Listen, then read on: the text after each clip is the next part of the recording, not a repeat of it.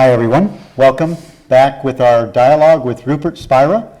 We're in a retreat in Burlingamme, California, and I'm with Amy Torres, and we're going to finish up what we started yesterday in our dialogue with Rupert.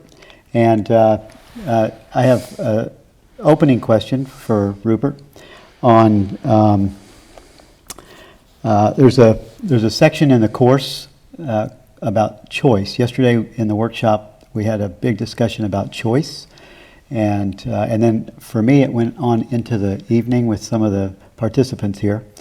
And there's a great section in the course called "Choose Again" in the Course in Miracles. When I say the course, called "Choose Again," and I'm going to ask Amy if she would read this little section, and then I'd like to hear what your response is. This is from the final chapter of the text, chapter 31, section 8, called Choose Once Again. And this paragraph reads, "Trials are but lessons that you failed to learn, presented once again, so where you made a faulty choice before, you now can make a better one, and thus escape all pain that what you chose before has brought to you. In every difficulty, all distress, and each perplexity, Christ calls to you and gently says, 'My brother, choose again.' He would not leave one source of pain unhealed, nor any image left to veil the truth. He would remove all misery from you, whom God created altar unto joy."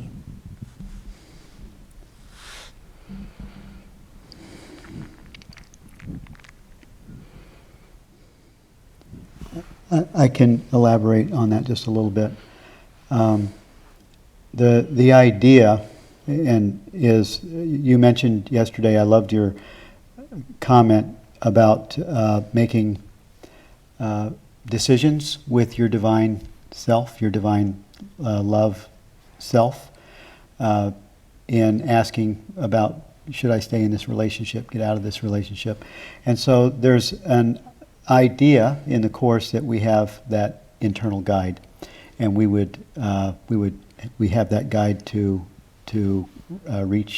reach for, and it's really it's really us.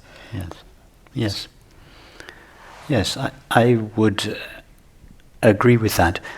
I wouldn't call it an internal guide, but I refer to it as our deepest love and understanding. Yeah. But it's the same meaning. I just don't personify our deepest love and understanding. So when we are faced with a decision, for instance, the decision, should I stay with my partner or leave? I would recommend referring that decision to one's deepest love and understanding. For instance, if we've been in a long-term relationship and we're considering leaving, all kinds of factors come into play, such as fear of being alone, or fear of what other people will think of us. These kind of decisions, I would not, these kind of factors, I would not call factors that come from our deepest love and understanding. They come from fear.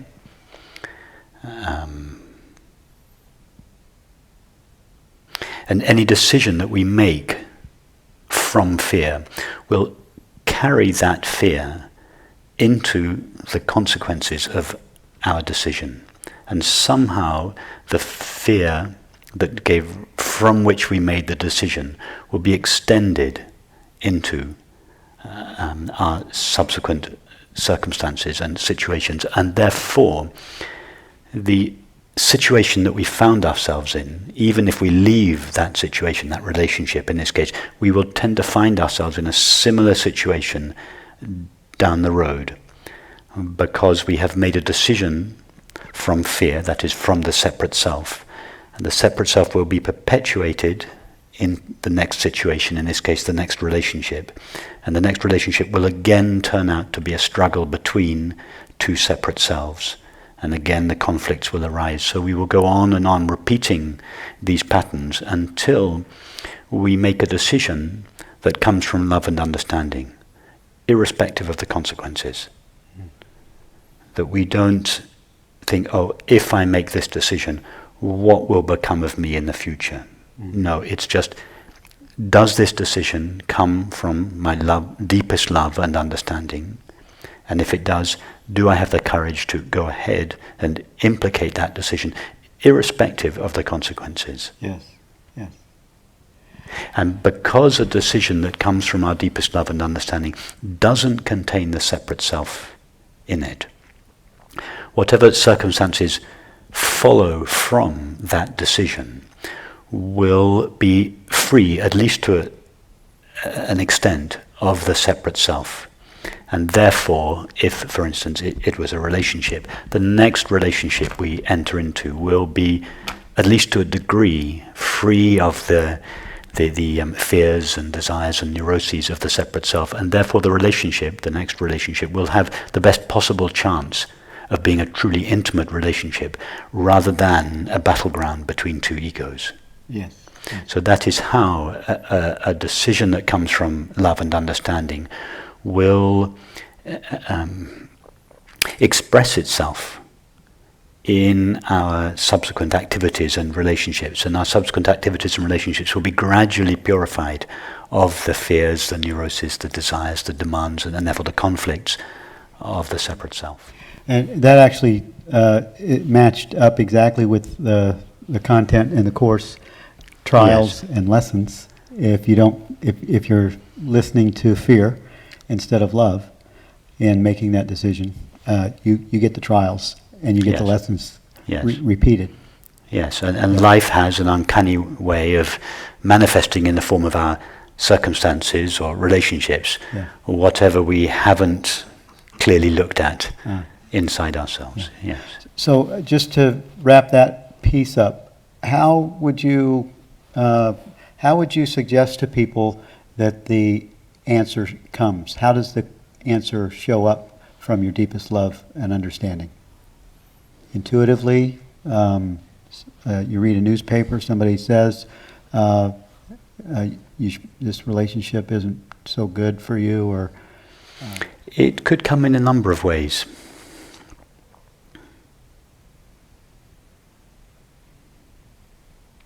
But usually a decision that comes from our deepest love and understanding comes with a certain clarity with it. And very often, if we access that place in ourselves, not only does it come with clarity, it comes with a certain confidence or fearlessness. Yeah. I'm going to do this come what may. This is the right thing to do. And I don't mind what the consequences are, because I know deep in my heart it's right to do this. Yeah. It may seem on the outside to cause suffering to others, or it may seem to break something that has been well established, but nevertheless, I know that this decision is an expression of love and understanding, and therefore, in time, it will be best not only for the person who makes the decision, but for all parties concerned. Yeah. Even if, in the short term, it may cause some upheaval. Right. Great. Thank you. And that very often requires some courage, because we're afraid to break something that is well established. For instance, in terms of a relationship, not only are you in relationship with another person, but your families, for instance, are intertwined. So you feel that if you're going to separate in the relationship, you're somehow letting your families down. Or the other way around, sometimes your families expect you. This is not so much in our culture, but in a tradition culture in India, for instance, if you're expected to get together with a certain person or marry a certain person, you feel the weight of your family expectation dictating your decisions. And so if you really have access to your deepest love and understanding, it brings with it this clarity and this fearlessness and this confidence that gives you the ability to do the right thing, come what may. A lot of people are going to really appreciate this answer. Thank you. And Amy has one on... it's very related on forgiveness. So A Course in Miracles could also be called A Course in Forgiveness. It does begin with the basic tenet that there is no order of difficulty in miracles, that there's not one that's larger or greater than another, because all expressions of love are maximal, but the miracle is actually the outcome of forgiveness. And the Course has a new definition of forgiveness. It has the metaphysical definition, and then it has the practical application. The practical application is literally forgiving every thought, judgment, interpretation, belief, opinion, etc., to the Holy Spirit. It's an undoing, it's an emptying, and it includes not just the resentments and the pain of life, but the pleasures too, all the things that we want to hold on to and are afraid maybe would be taken from us. And that emptying process leads to this great opening to the open space that you talk about. But I'd like to read you the metaphysical definition that confuses so many people and makes them feel that they're failing at the forgiveness practice. So this is in the workbook, part 2 of the workbook, and it's called What is Forgiveness? The first paragraph reads, "Forgiveness recognizes what you thought your brother did to you has not occurred. It does not pardon sins and make them real. It sees there was no sin. And in that view, are all your sins forgiven? What is except a false idea about God's Son? Forgiveness merely sees its falsity and therefore lets it go. What then is free to take its place is now the will of God."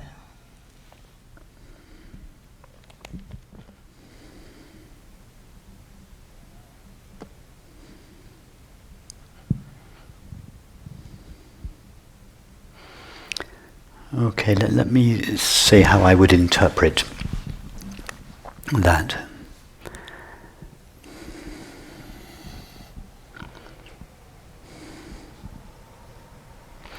Someone that we have to forgive, we, by definition, feel some kind of enmity or judgment or criticism towards them. Otherwise, there would be no need to forgive them. So this person that we are blaming, judging, criticizing, resenting, etc.,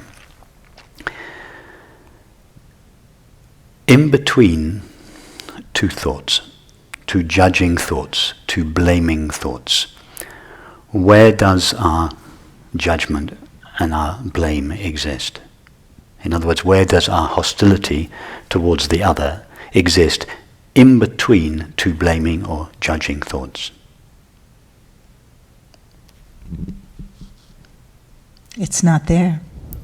It's not there. That is the place of forgiveness. I think the Course might call that the holy instant. And yesterday you mentioned something about it happens in an instant.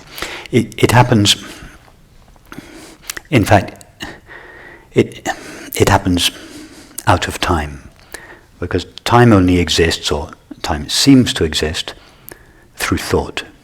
So between two thoughts, there is literally no time. But as a concession to thought, when thought is trying to interpret or think about what takes place between two thoughts, it says it happens in an instant. That's the best that thought can do. In fact, it happens in eternity. It happens out of time.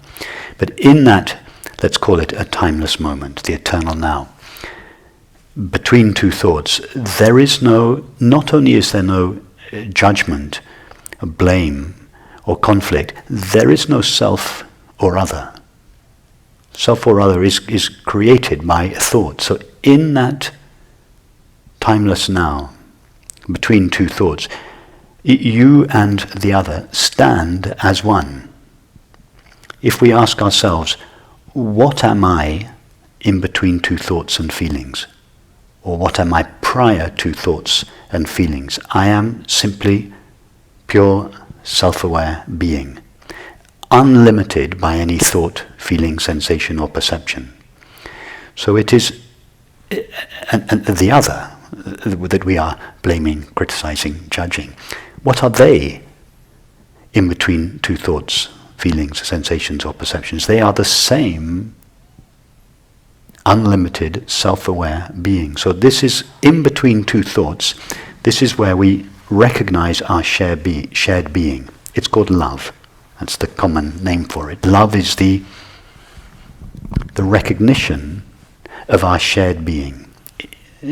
Of course, our thoughts, feelings, sensations, and perceptions color our shared being and make us feel different and separate from the other. But in between two thoughts, feelings, sensations, and perceptions, we are quite literally the same being.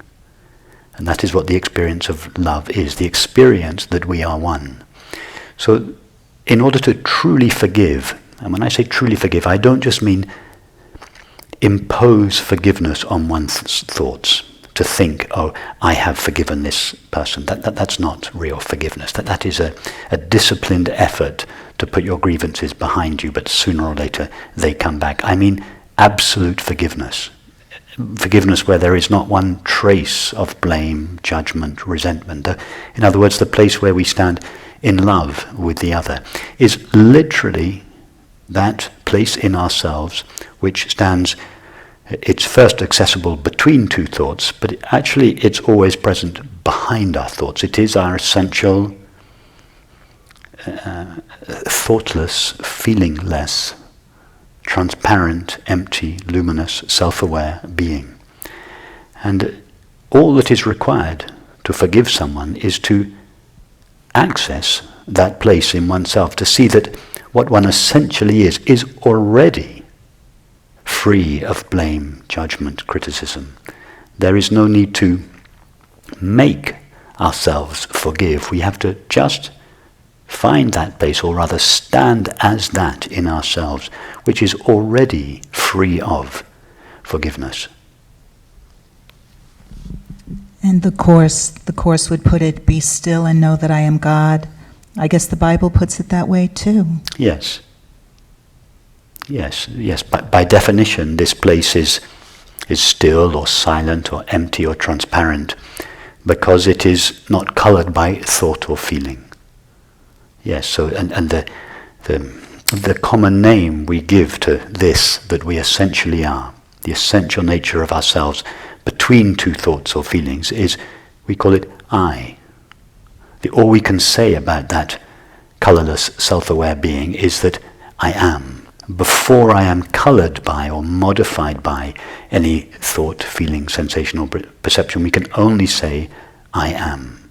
And that is why it is said that I am is God's holy name. It is the name of our unlimited shared being, which everybody accesses in the experience of love and the experience of beauty. Love is the way that most people, when I say most people, I mean most people who are not considering these matters specifically the way we are. I mean everybody, whether they're interested in spiritual matters or not. Love is the experience of our shared being, in other words, of our oneness. And I would want viewers and listeners to know that this goes for them forgiving themselves as well, not just another. Absolutely. Where does your own judgment, criticism, blame, self-hatred lie in between two thoughts?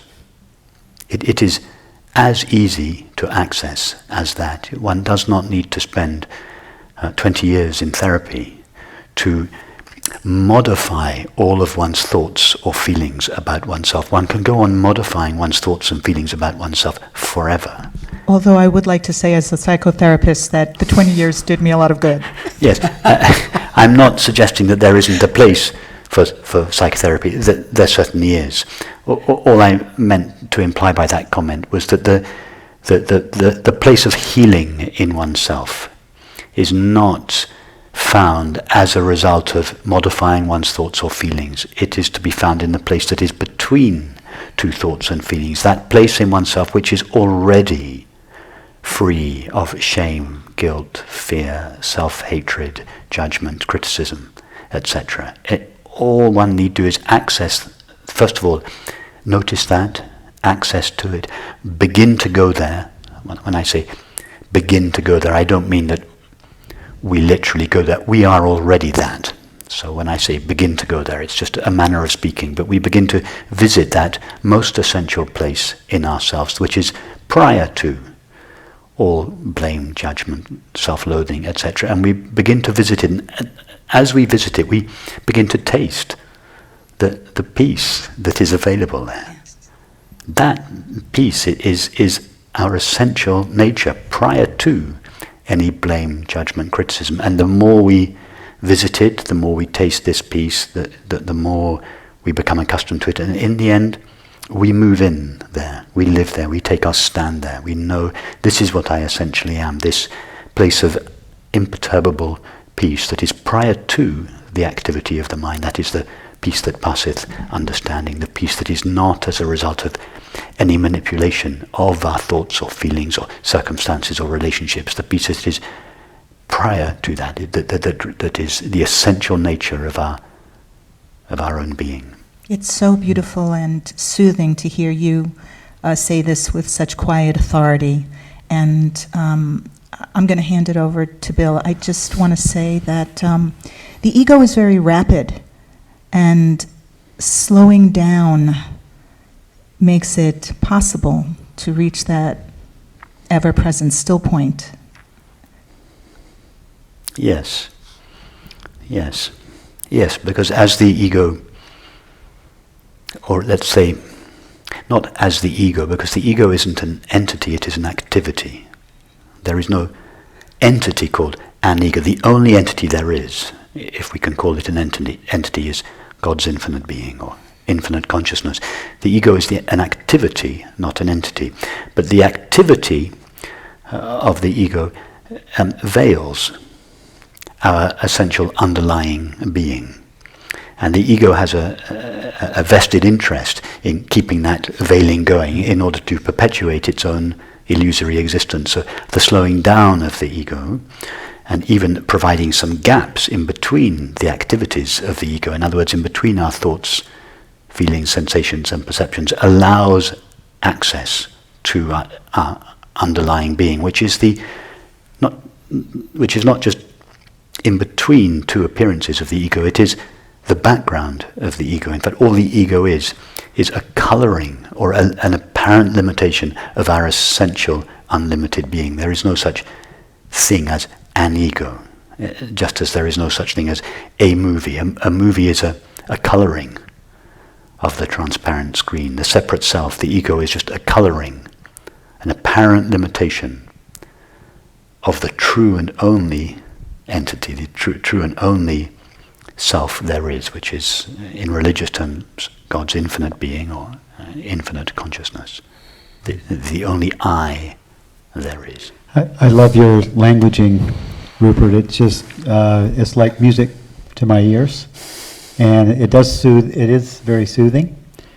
There's a line in the Course that speaks to what seems to be occurring, which isn't, and it goes like, "We travel, but in dreams, without distance, to a place we never left." And that's a really kind of a interesting way to put a visual to something that's not happening. Yes. And the next line that says that ideas leave not their source. That ideas leave not their source. Yes, that's a very beautiful, yeah. common theme and purposefully placed sentence and idea in the Course, because ideas leave not their source, and it says that I am, or you are, an idea in the mind of God. Okay, let's take, there are two very interesting statements there. Let's take the first one about traveling, but repeat it again. About You travel but in dreams, on a journey without distance, to a place you never left. Yes. Okay, so my way of saying that would be that the separate self, or the ego, was like a current in the ocean in search of water. That's right. Or like a character in a movie who travels the world in search of the screen. Mm-hmm. In other words, the separate self that each of us believes and feels that we are is motivated by two feelings, which are in fact the same feeling, either desire for an object, or an object, a substance, an activity, a relationship, or resistance from. But so in other words, desire and fear are the two motivating factors of the separate self. But what is the underlying, what is it that the separate self truly desires in all these objects, relationships, substances, activities? Happiness. To be what it is. To be its true self. If we were to take a survey of all 7 billion people on Earth and ask them, what is it they really want? Not many people would say, I want my true self. Oh, right. Most people would say, I want an intimate relationship, a family, a better job, a nicer house, etc. But then if we ask them, but why do you want all of those things? They would say, because I believe they will make me happy. Yeah. In other words, what everybody wants, whether we're on a spiritual path or not, is happiness, yeah. Fulfillment. Yeah. The search for enlightenment is just a refinement of the common search for happiness. Yeah. And most people seek happiness through the acquisition of objects, substances, states of mind, relationships, etc. And most of us have to be failed numerous times by these objects and substances and activities to begin to suspect that maybe the happiness we're looking for doesn't rely in the acquisition of an object or relationship. So either we intuit that, or we come across a book or a friend who says to us, explains to us, what you are looking for can never be found in the acquisition of an object, substance, or relationship. So this recognition opens the possibility that the one direction that we have yet to explore, we have yet to look for happiness, which is in our own being. Mm. So yes, as you said in this saying, or the way I formulate it, the separate self is like a current in the ocean in search of water. What everyone is searching for, ironically, is the self that they already are. Yes. But most people are not in touch with their essential being. So colored is our essential being by thoughts and feelings. So for most cases, our essential being is mixed with thoughts, feelings, sensations, perceptions, and therefore it seems to veil itself. It seems to be veiled by the colors of experience, by thoughts, feelings, memories, etc.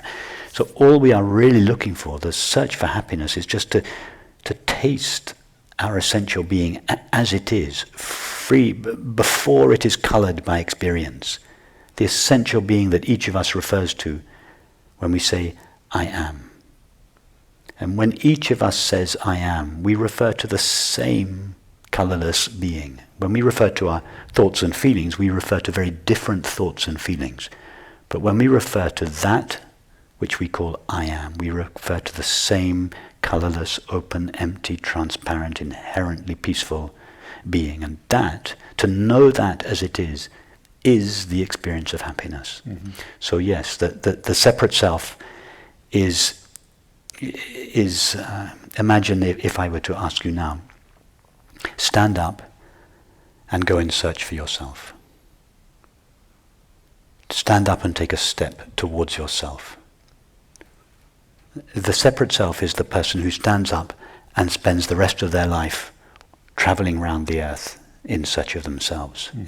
It is that absurd. It is both tragic and comic. Yeah.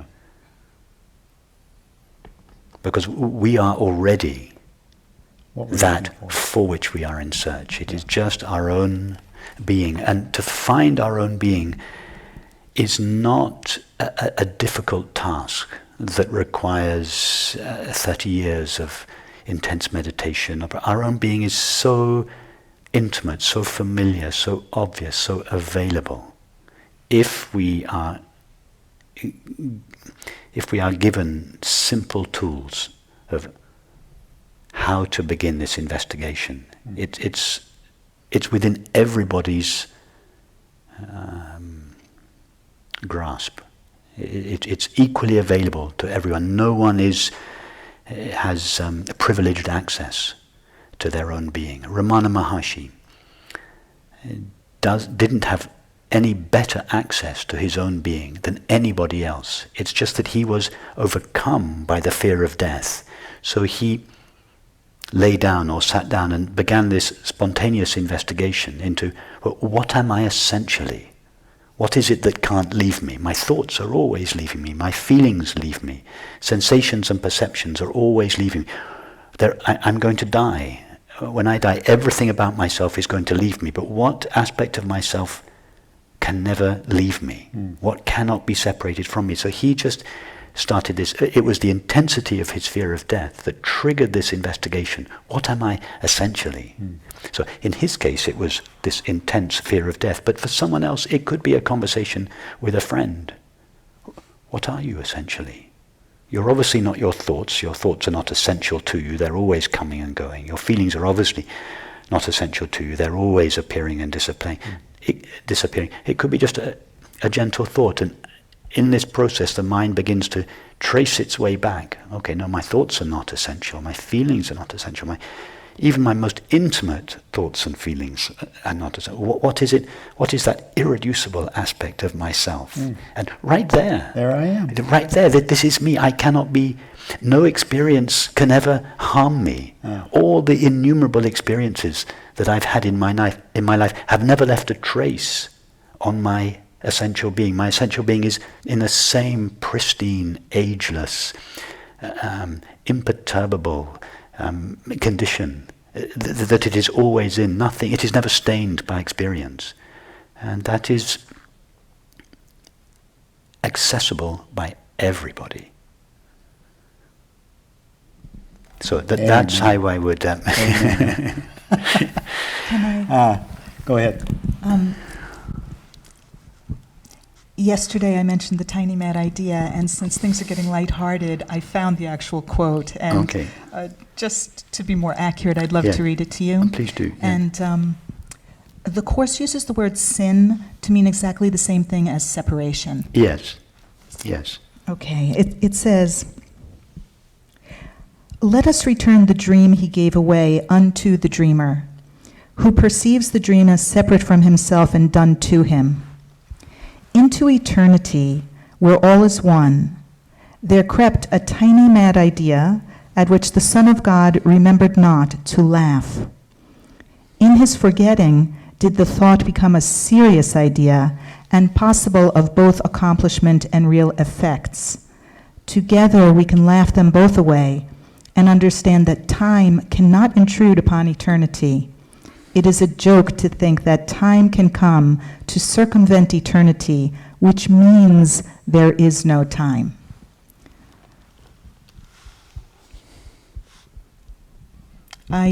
I love the things that you say about time, and I was hoping you could share a little bit about that. And Okay, but I don't want to neglect your second comment, but let's come back to Yes, the yes, second line, because that was very Yeah. time.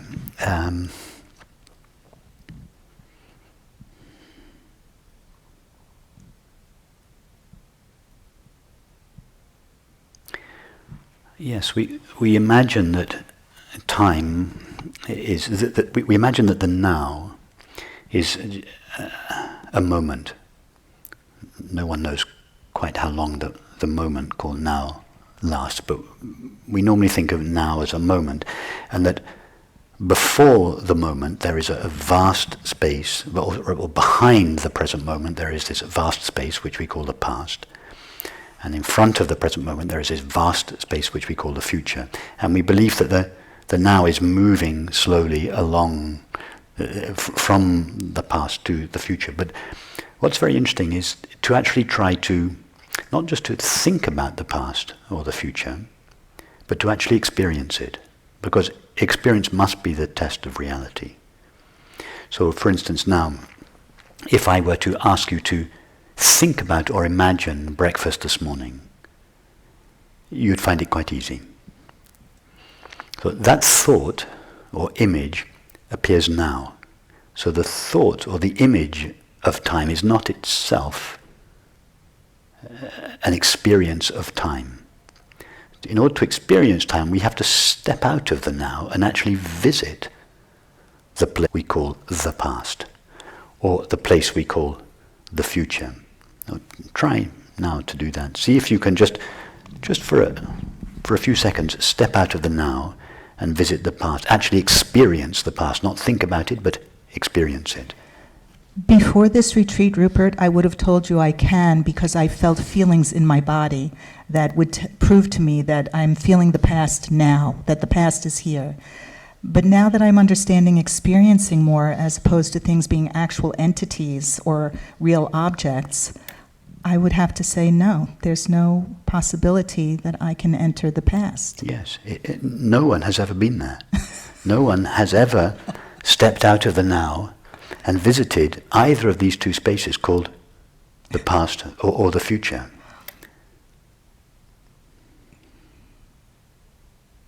The memory of breakfast this morning doesn't prove time.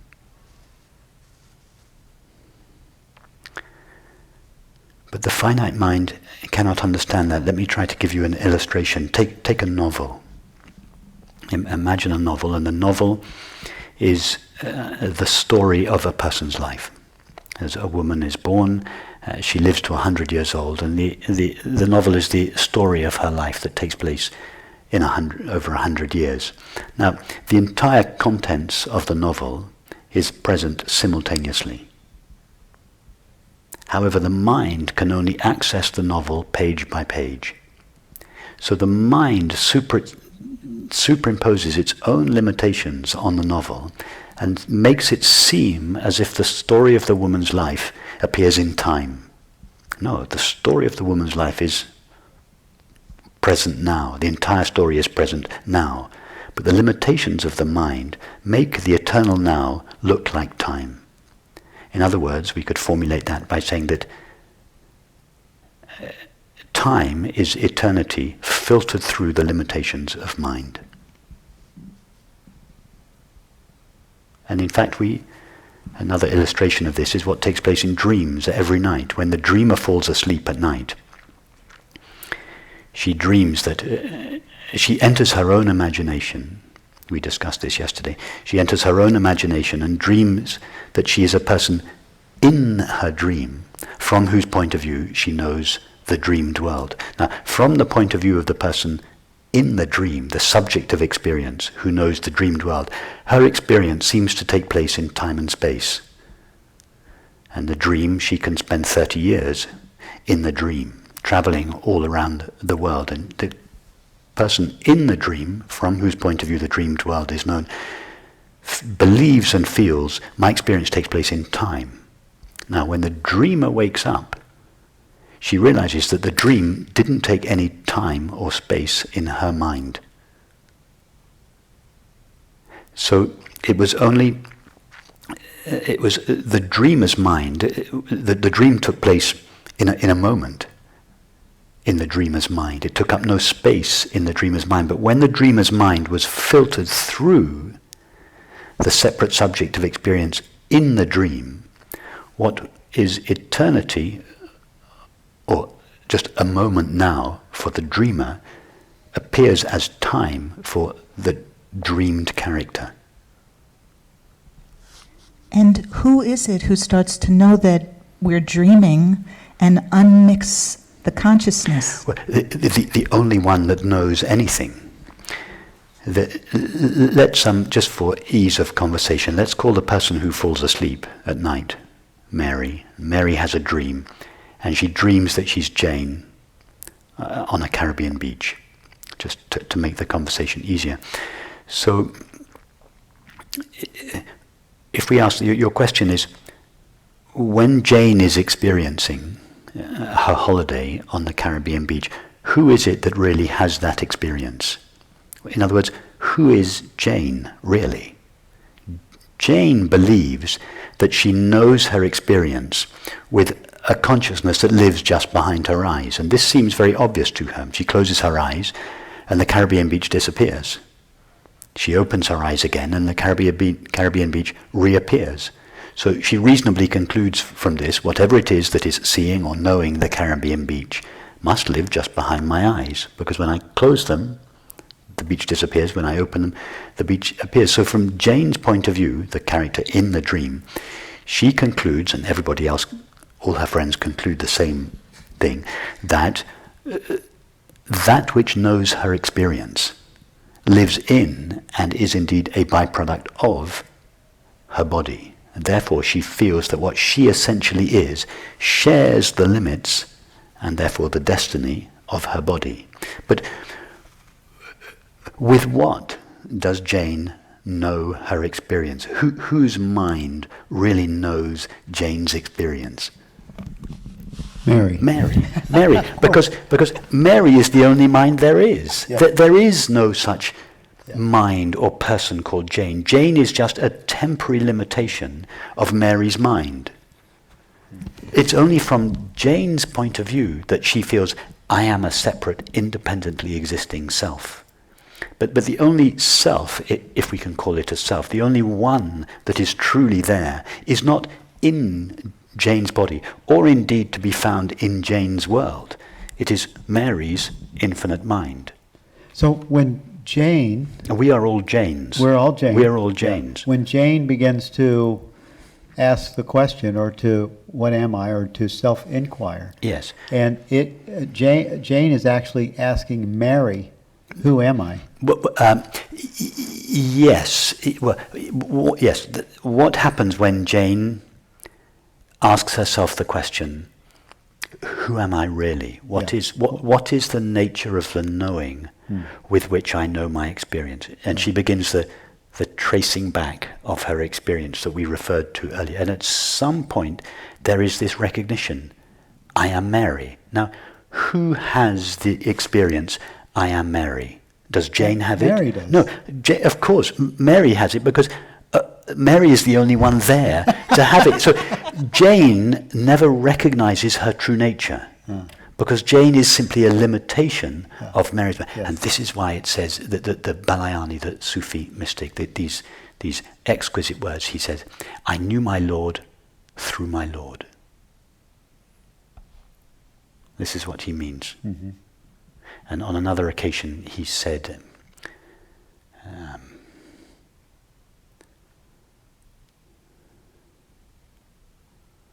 no one sees him except himself. No one approaches him except himself. No one knows him except himself. Only he knows him. He knows himself by himself. He sees himself by means of himself alone. Only he knows him. These beautiful lines that express that infinite consciousness can only be known by infinite consciousness. Jane cannot know Mary because there is no Jane. Now, there is no such thing as three separate individual people sitting here. The essence of each of our minds is the same infinite, indivisible consciousness, or in religious language, God's infinite being.